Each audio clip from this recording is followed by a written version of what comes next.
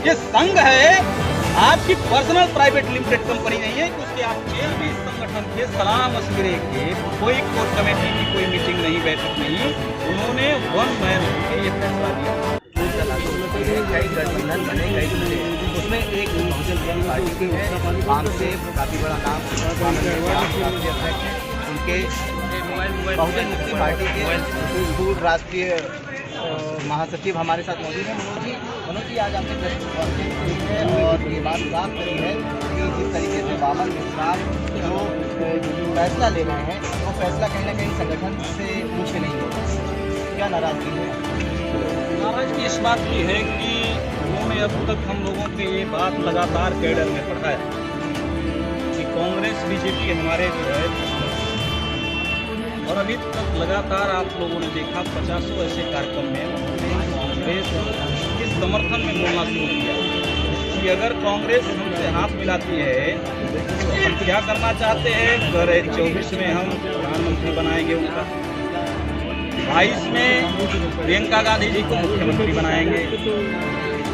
और जब आपने हमको पढ़ाया तो हम उसी सवाल को आपसे की, तो उन्होंने बगैर किसी भी संगठन के सलाह मशवरे के कोई कोर कमेटी की कोई मीटिंग नहीं, बैठक नहीं, उन्होंने वन मैन होकर ये फैसला लिया। कोई मीटिंग नहीं, बैठक नहीं, उन्होंने वन मैन होकर ये फैसला लिया। और इस फैसले से बड़े पैमाने पे पूरे देश में, प्रदेश में खलबली, हाँ नाराजगी, इस नाराजगी है। और वर्तमान की अगर परिस्थिति हम देखते हैं उत्तर प्रदेश में भारतीय जनता पार्टी को रोकने के लिए, रोकना क्यों है ये भी जरूरी है। अभी श्रम कानून बने लेकिन उत्तर प्रदेश में लागू नहीं हो पाए। उसका कारण ये है कि विधानसभा में बीजेपी की बहुमत थी लेकिन विधान परिषद में उनका बहुमत नहीं था। विधान परिषद में समाजवादी पार्टी का बहुमत था, इसलिए वो कानून लागू कराने में कामयाब नहीं हुए।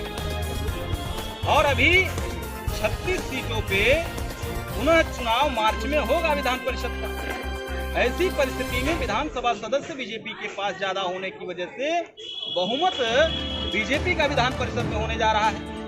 डॉक्टर बाबा साहब अम्बेडकर इसलिए इन्होंने ये प्राविधान बनाया कि अगर कोई भी विधानसभा में जीत के बजाय सदन में सरकार बना दे विधानसभा, लेकिन कोई कानून विधान परिषद में बनाने के लिए क्या होगा, हर 2 साल में 1/3 सीटें खाली होंगी।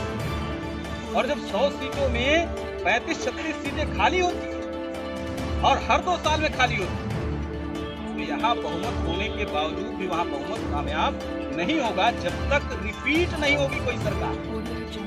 और इसलिए बीजेपी बार चाह के बीजेपी कांग्रेस ने यहाँ परिवर्तन नहीं कर पाए क्योंकि उनकी सरकारें रिपीट नहीं हो रही है। आप देखते हो सपा जाती है, बसपा आती है, बसपा जाती है, सपा आती है, अभी बीजेपी आई। बीजेपी का रिपुटेशन ही उत्तर प्रदेश को कंगाली की ओर ले जाएगा और यहाँ सबसे ज्यादा अमन चैन का पतन होगा। इसलिए हम लोगों ने यह निर्णय लिया कि समाजवादी पार्टी को हम लोग पूर्ण संगठन की जो हमारे पास शक्ति है उत्तर प्रदेश की, उसके आधार पर समर्थन करेंगे और मुख्यमंत्री को बनाएंगे। अभी भागीदारी पार्टी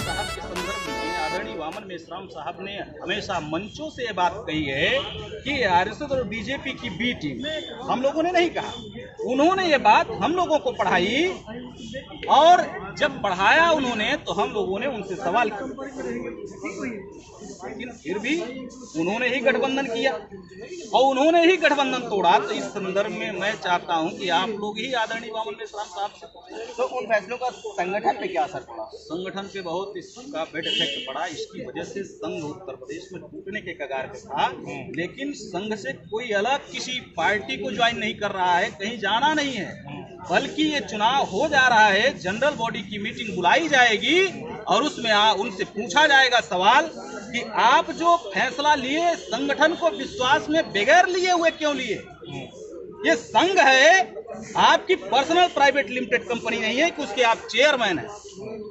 आपको बुलाना पड़ेगा और जवाब देना पड़ेगा। अगर जवाब आप संतोषजनक नहीं देते हैं तो संघ आपको ही राष्ट्रीय अध्यक्ष पद से हटाने का काम करेगा। ये हमारे साथ मौजूद थे राष्ट्रीय प्रचारक कामसेफ और पूर्व महासचिव बहुजन मुक्ति पार्टी मनोज जी, जिनका साफ तौर पर ये कहना है कि बावन मेश्राम का जो फैसले होते थे वो खुद फैसले करते थे, संगठन की उसमें कोई राय नहीं ली जाती, जिसकी वजह से आज प्रेस कॉन्फ्रेंस करके अपनी नाराजगी भी जाहिर करी है। अब देखना ये होगा कि इन्होंने समाजवादी पार्टी को समर्थन देने की बात कही है। एक लौता विकल्प बहुजन मुक्ति पार्टी को उत्तर प्रदेश में नजर आ रहा है।